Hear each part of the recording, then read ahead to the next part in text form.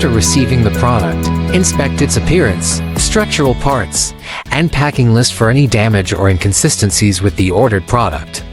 If any issues are found, contact your distributor immediately. We have accessories at the top, including a wall mounting bracket, a quick start guide, and the necessary installation accessories for the packaging. Remove the 3-phase hybrid inverter from the packaging box.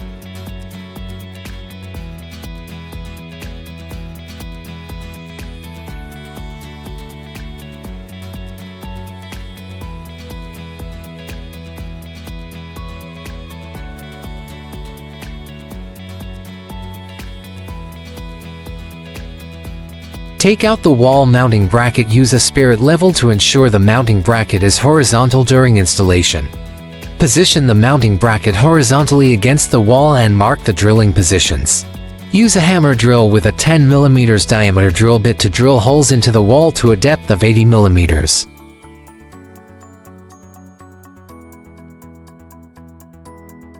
Insert the expansion bolts into the drilled holes and secure the mounting bracket firmly against the wall. Attach the inverter onto the mounted bracket, ensuring it aligns with the holes on the bracket.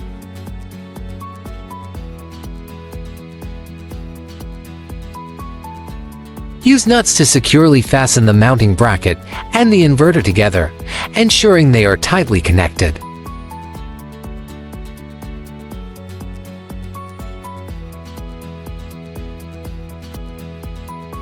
Retrieve the PV terminals from the accessory box. Strip the insulation from each DC cable by approximately 7 mm to 8 mm. Assembling the crimp contact and cable. Use the crimping pliers to securely assemble the cable ends. Lead the cable through the cable gland and insert the crimp contact into the insulator until it audibly snaps into place. Pull the cable gently backward to ensure a firm connection. Verify the polarity correctness.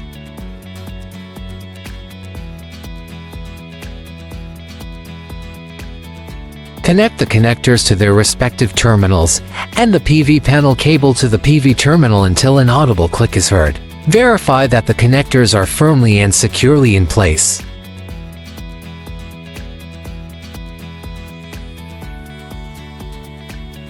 Retrieve the BAT terminals from the accessory box. Strip the insulation from each DC cable by approximately 7 mm to 8 mm. Use a dedicated crimping tool to securely crimp the stripped bare copper conductor. Insert the crimped wire into the terminal through the rear of the BAT terminal housing until you hear a click, indicating successful fixation. Tighten the cap at the terminal rear. Ensure correct polarity.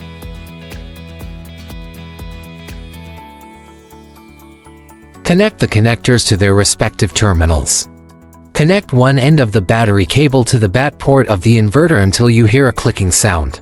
Connect the other end to the power line interface of the stackable BESS.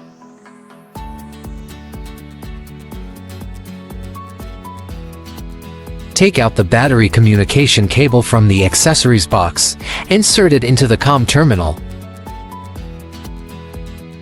and connect the meter communication cable.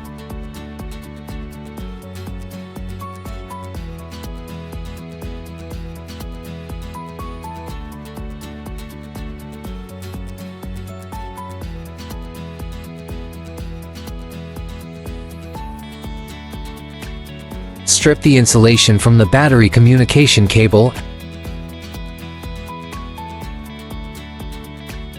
and locate pins 6 and 5.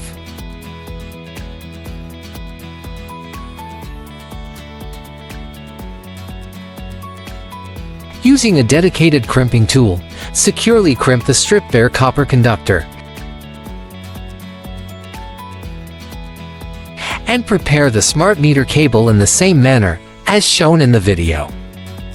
Connect pins 6 and 5 of the battery communication cable sequentially to ports 10 and 11 of the COM terminal. Then, insert the meter and meter_B of the smart meter cable into ports 6 and 7 of the COM terminal, respectively. When installing the COM terminal, ensure the raised section aligns with the arrow marking until you hear a click, indicating the cover is securely fixed.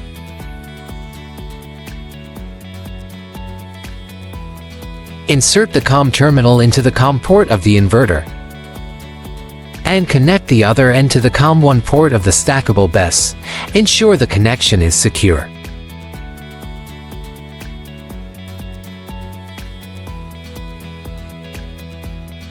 Connect the METR and meter_B of the smart meter communication cable to the RS485A and RS485B ports of the smart meter respectively. Connect L1, L2, L3 and N of the smart meter voltage sampling lines to the L1, L2, L3 and N ports of the grid measurement terminal respectively.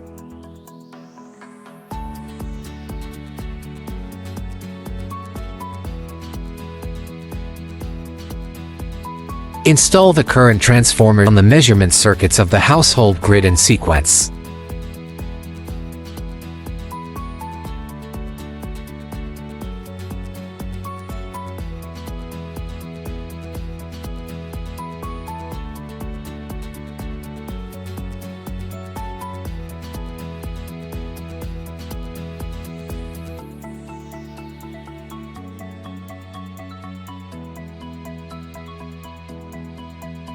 Install the Wi-Fi logger into the Wi-Fi port.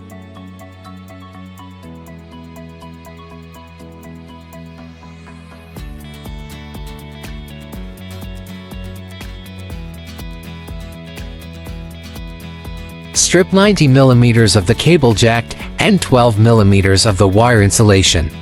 Insert the cable into the waterproof cover and handle the core to ensure good electrical conductivity.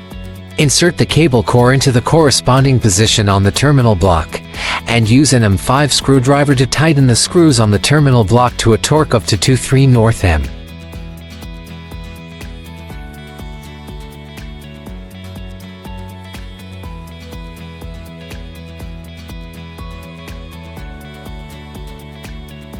The grid terminal block is situated underneath the inverter.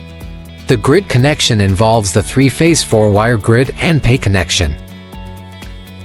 Insert the corresponding wire core into the correct position in the terminal block according to the L1, L2, L3, and pay markings, and make sure that each wire core is tightly secured and in good contact with the terminal block. Insert the cable wire cores into the correct positions on the terminal block. Use an M5 screwdriver to tighten the screws on the terminal block to a torque of 223 Nm. Cover the wired unit enclosure and secure it using M6 screws. Ensure that all screws are tightened using a Phillips screwdriver to a torque of 3 to 4 Nm to ensure that the enclosure seals and cables are securely fastened in place.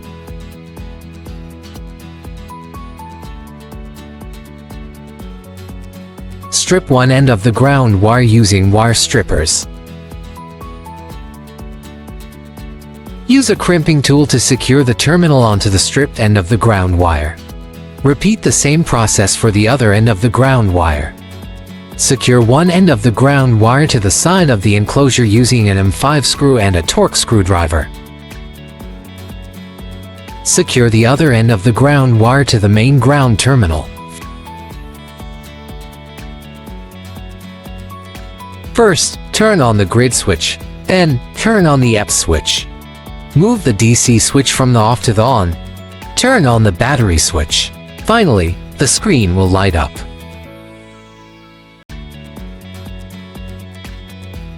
Before paralleling the stackable BESS, first prepare the battery power lines and the distributor. Insert two battery power lines into opposite sides of the distributor. Use a dedicated hex key to tighten the connections, ensuring a secure attachment, with the other side connected to the inverter power lines.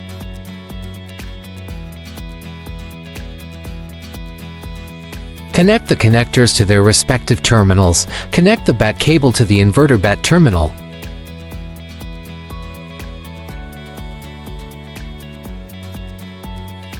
And connect the battery cables to the two battery terminals until you hear a click. Open the battery communication terminal.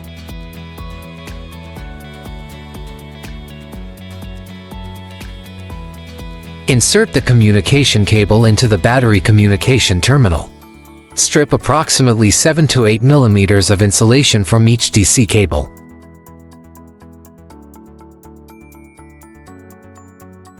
Locate pins 5 and 6 of the stacked battery communication cable. Insert them into ports 5 and 6 of the battery communication terminal, and ensure the screws are tightened. When closing the cover, ensure the raised section aligns with the arrow marking until you hear a click, indicating the cover is securely fixed. Insert one end into the main unit's COM3 port,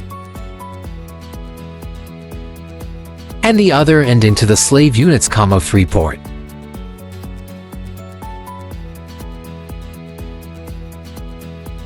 If you have any questions, please get in touch with SWAT and service at swat10@siuon.com.